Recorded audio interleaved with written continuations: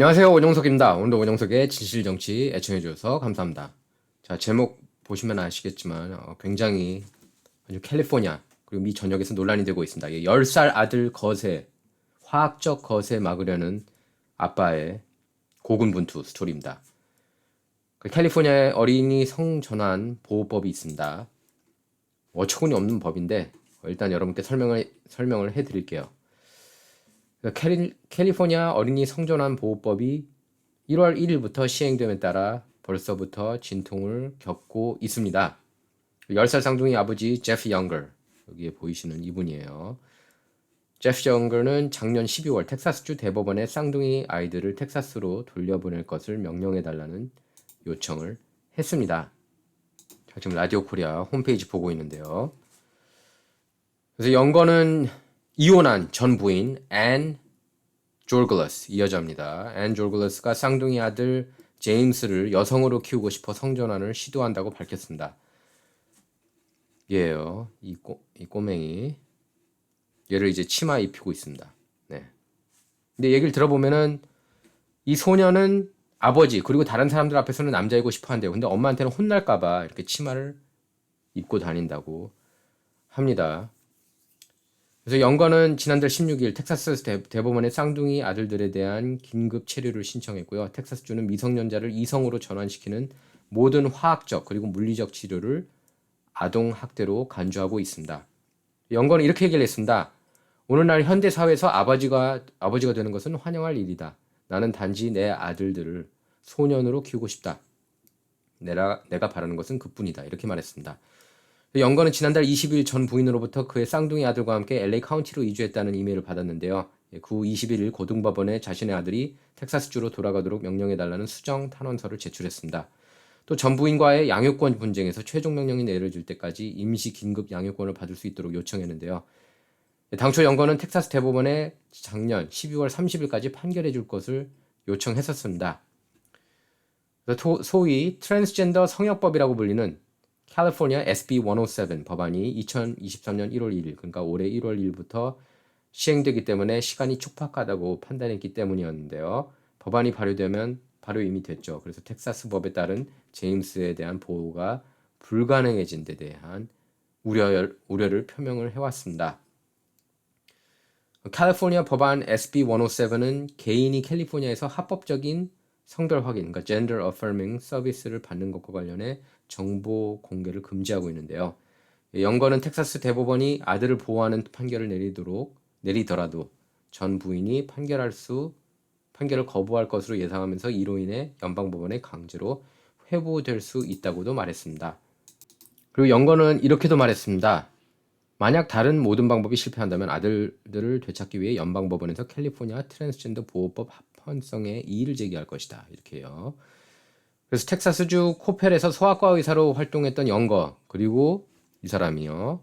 보수예요. 얼마 전에 인포워즈하고 인터뷰를 했는데 정말 그 인터뷰 보면은 마음이 너무 아픕니다. 저귤러스 이분이고 이제 이 여자가 부인이에요. 이 여자가 그러니까 조귤러스. 이 사람이 영거. 예.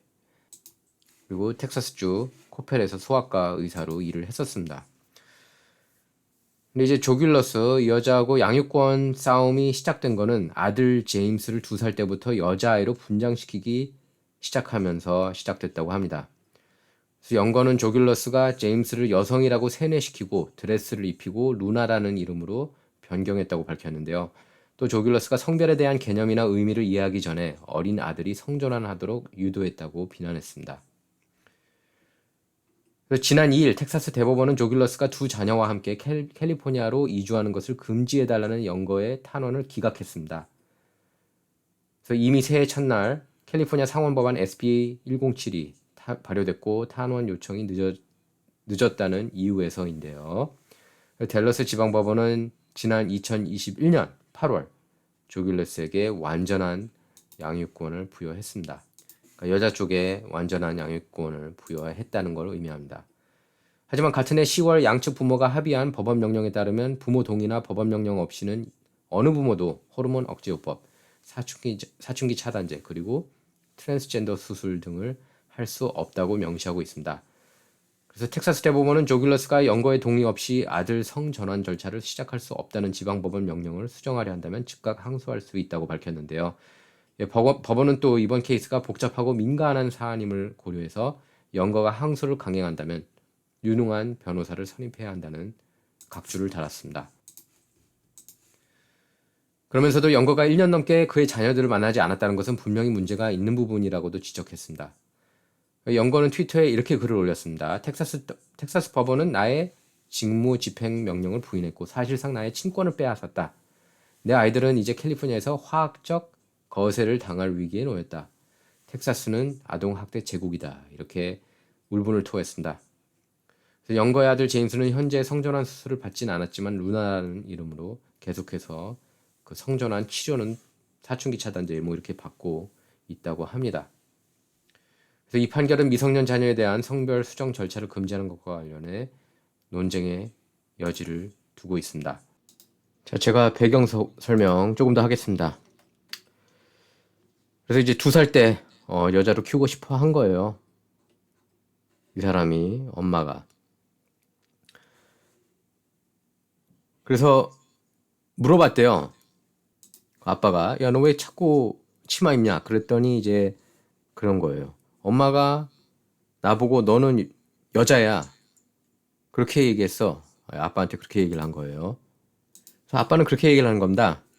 얘는 남자라고 생각하는데, 그러니까 여자라고 생각하는 것도 얘 오리지널 아이디어가 아니다. 엄마가 그렇게 주입을 시켰기 때문이다. 이렇게 얘기를 하고 있는 겁니다. 그래서 아버지는 그렇게 얘기를 한 거예요. 어떻게 18개월밖에 안 된 애가 그런 걸 알 수 있느냐. 이런 거예요. 근데 이 엄마가 이제 여학생으로 입학을 시켰습니다. 그래서 이 아빠가 남자애들 옷을 입혀도 학교 교사들이 또 치마로 바꿨대요. 바지 벗으라고 그러고. 그러니까 이거 학교 교사들도 정신 나간 사람들이죠.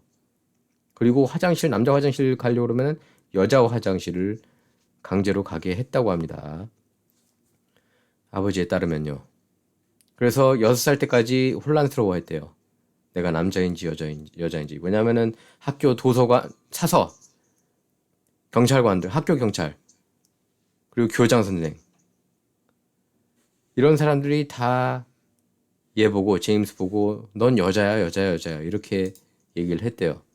그리고 그 교사가 입힌 치마는 엄마가 준 치마라고 그럽니다. 그러니까 아빠가 바지, 남자애처럼 이렇게 입히고 올 걸 알고 그 엄마가 미리 교사들한테 얘기를 한 거예요.